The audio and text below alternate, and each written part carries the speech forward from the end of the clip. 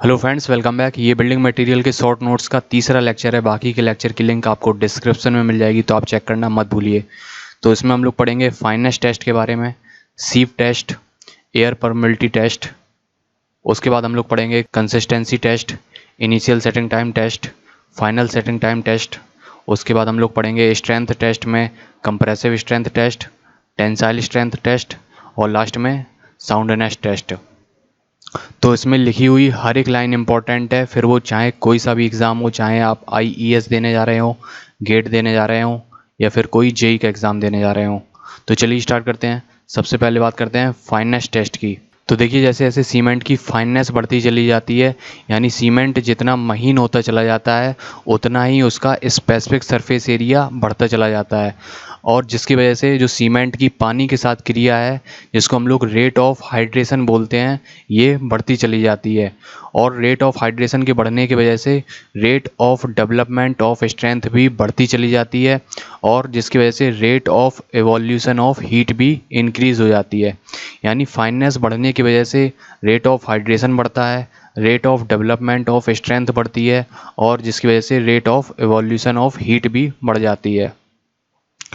अगला पॉइंट है, अगर हम लोग ओवर ग्राइंडिंग कर देंगे तो क्या होगा, सीमेंट ज़्यादा महीन हो जाएगा और उसमें जो वॉल्यूम ऑफ वाइड्स है वो इंक्रीज़ हो जाएगा।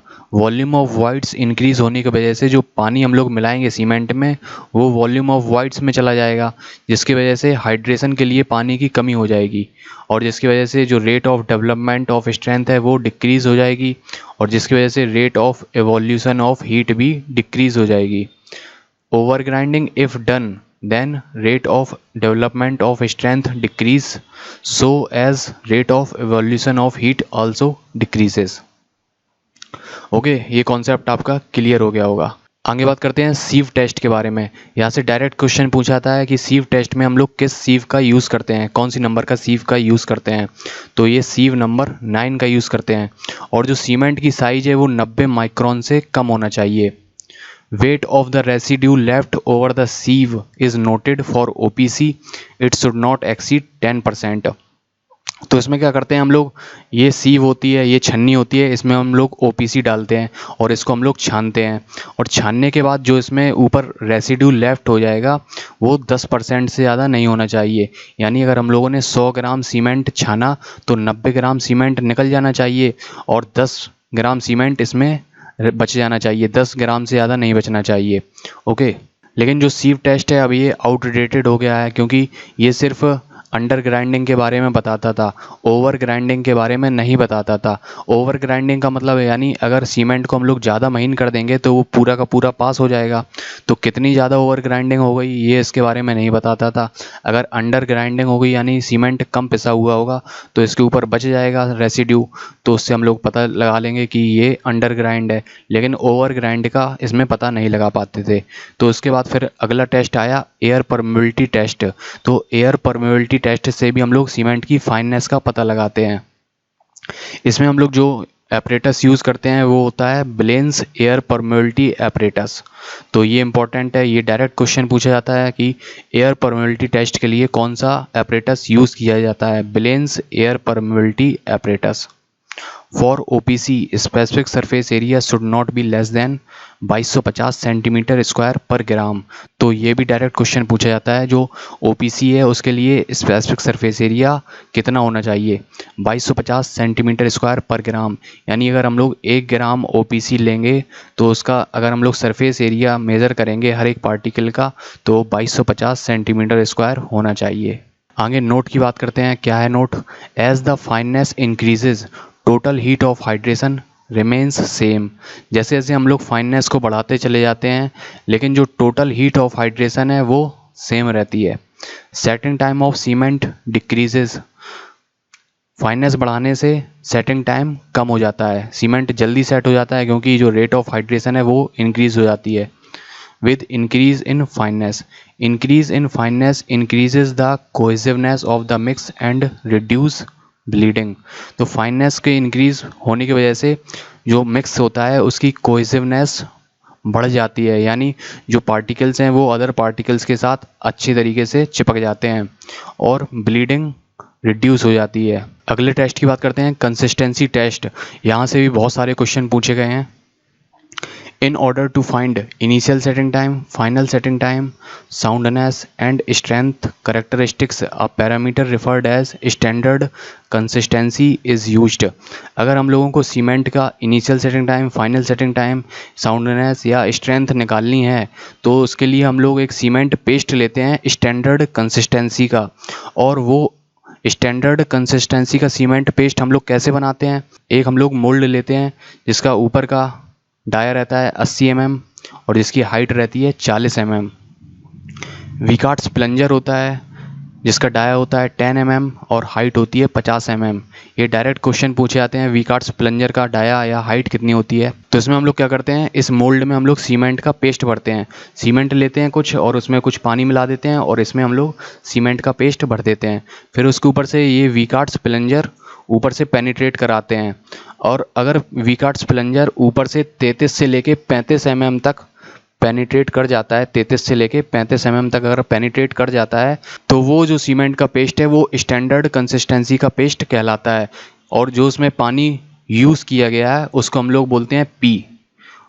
यानी उस स्टैंडर्ड कंसिस्टेंसी के सीमेंट का पेस्ट बनाने के लिए जितना पानी यूज़ किया गया है उसको हम लोग बोलते हैं पी। इससे रेफर करते हैं to penetrate into the mould up to the depth of 33 to 35 mm from the top और 5 to 7 mm from the bottom. तो अभी एसएससी का पेपर हुआ था उसमें यही क्वेश्चन आया हुआ था कि जो वीकार्ट्स प्लंजर है वो बॉटम से कितना ऊपर रहना चाहिए, 5 से लेकर 7 mm तक ऊपर रहना चाहिए। 24% of the water in the first try.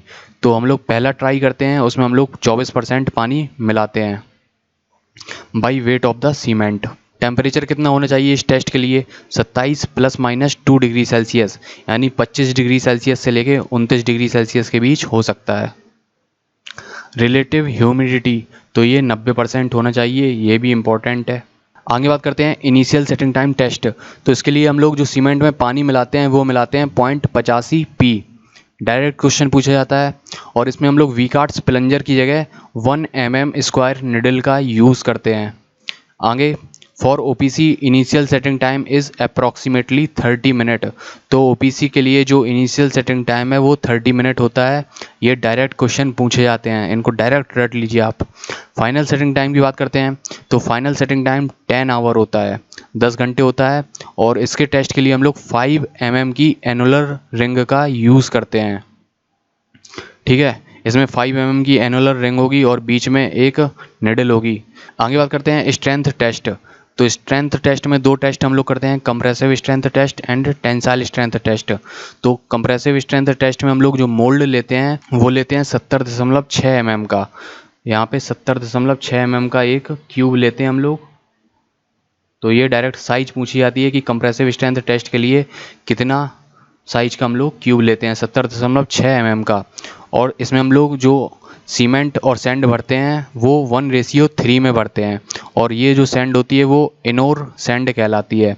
और इसमें हम लोग जो वाटर यूज़ करते हैं वो P/4 + 3% करते हैं, P/4 + 3%।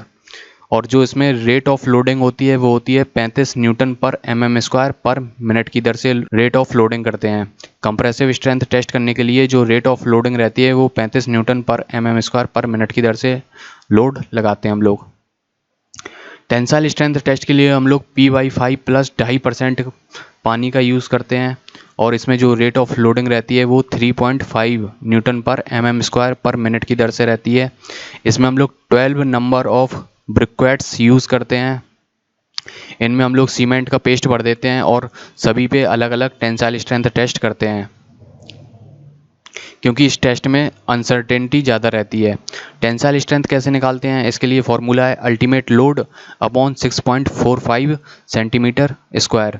तो इसमें ब्रिक्वेट्स कुछ इस साइज का होता है, ऐसा ब्रिक्वेट्स होता है और इसका जो ये एरिया होता है वो होता है 6.45 cm²। और यहाँ पे हम लोग टेंसाइल लोड लगाते हैं और ये हो गया है अल्टीमेट लोड P। और यहाँ पे ये एरिया से डिवाइड कर देंगे तो यहाँ पे टेंसाइल स्ट्रेंथ निकल के आ जाती है। आगे बात करते हैं soundness test. Unsoundness due to lime की वजह से अनसाउंडनेस होती है तो उसको हम लोग ली चैटलियर एपरेटस से मेज़र करते हैं, बहुत ही इंपॉर्टेंट है।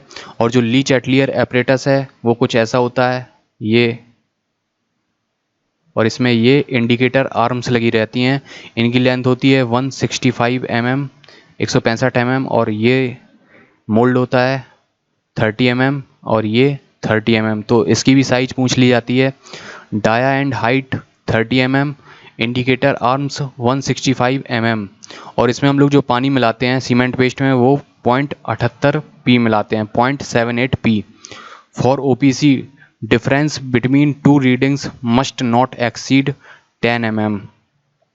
तो ये जो इंडिकेटर आर्म्स हैं इसमें हम लोग 2 बार टेस्ट करते हैं, तो इनके जो बीच की दूरी है वो 10 mm से ज़्यादा नहीं बढ़नी चाहिए। यहाँ पे सीमेंट इसमें हम लोग भर देंगे सीमेंट पेस्ट, तो इसका एक्सपेंसन होगा, तो ये जो इंडिकेटर आर्म्स हैं इनके बीच की दूरी बढ़ेगी, और OPC के लिए ये 10 mm से ज़्यादा नहीं बढ़नी चाहिए। तो दोस्तों वीडियो पसंद आई हो तो लाइक कीजिए, शेयर कीजिए। मिलते हैं अगली वीडियो में। Thank you.